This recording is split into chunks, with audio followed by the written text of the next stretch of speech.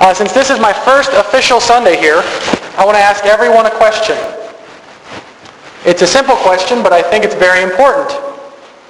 I mean, in the hustle and bustle of everyday life, we often get bogged down in details. We often get just distracted and things come up and we're just bombarded with so many things. Life has so many things for us to do, we often lose ourselves in them. There's business meetings and Bible studies, car problems, sicknesses to deal with, family troubles. Leisure time takes up a good amount of our time. And some things we really don't enjoy doing. I mean, we have to do those too. It's all these things are thrown our way. We have to deal with them all. Everything contends for our time. Everything contends for our attention. We are so easily distracted by these small things, these little aspects of life, that we often miss the bigger picture.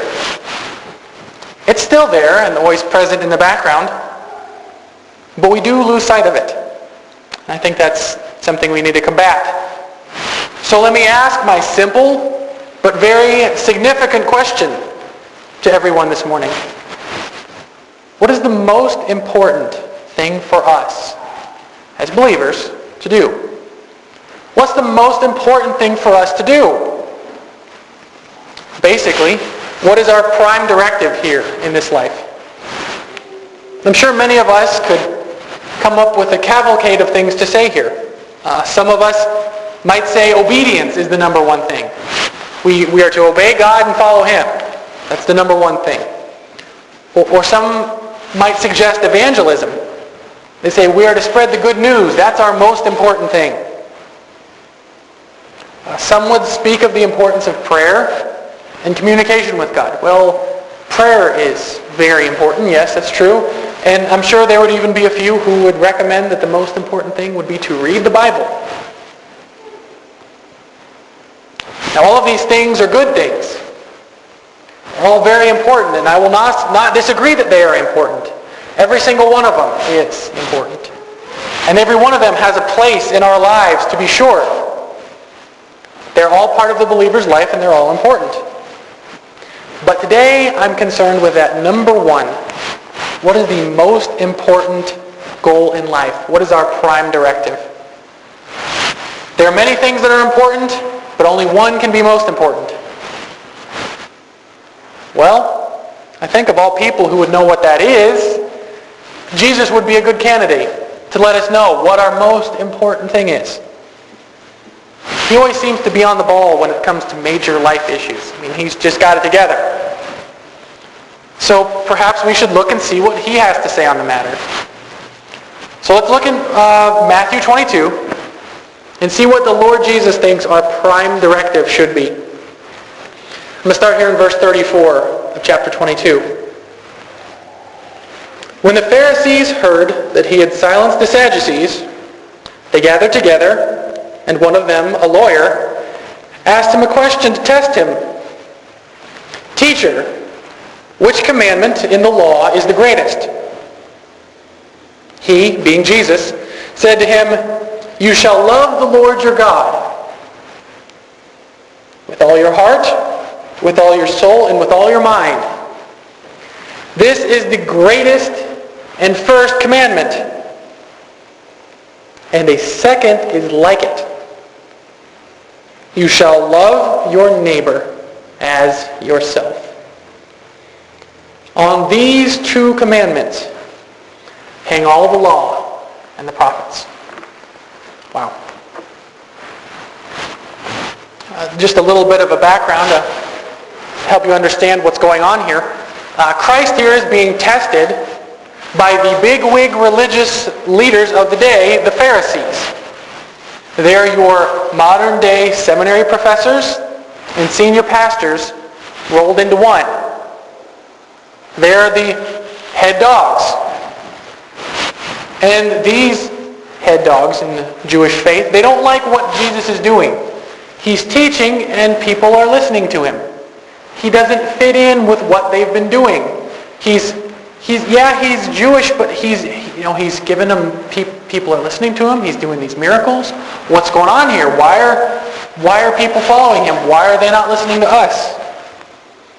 He's upsetting their status quo. They had a nice little organization going along for about 500 years till Jesus shows up. And they're like, oh, great. So they have to figure out a way to combat him. And they get a smart lawyer, is what they said. It's called a lawyer here. But when you think about the Old Testament, it's called the law. So when they say lawyer, they really mean somebody who knows the Old Testament really well. And they get him to question Jesus. And they say, hey, come here, smart lawyer. Come here, and we want you to question Jesus.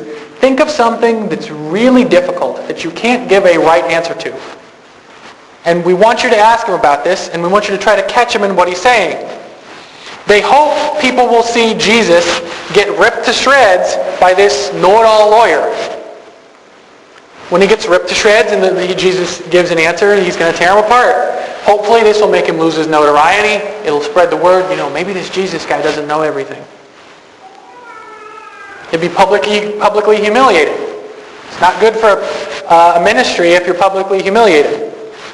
So the lawyer asks Jesus a tricky question. He says, what commandment is most important? Whatever one Jesus picks, this lawyer is going to have a comeback. He's going to have a rebuttal. He's going to have an answer. He's going to say, well, what about this? Well, what about this? So I want you to see here in Jesus' answer the wisdom and the creativity that he's got. Just how smart and just how together Jesus is when he answers this.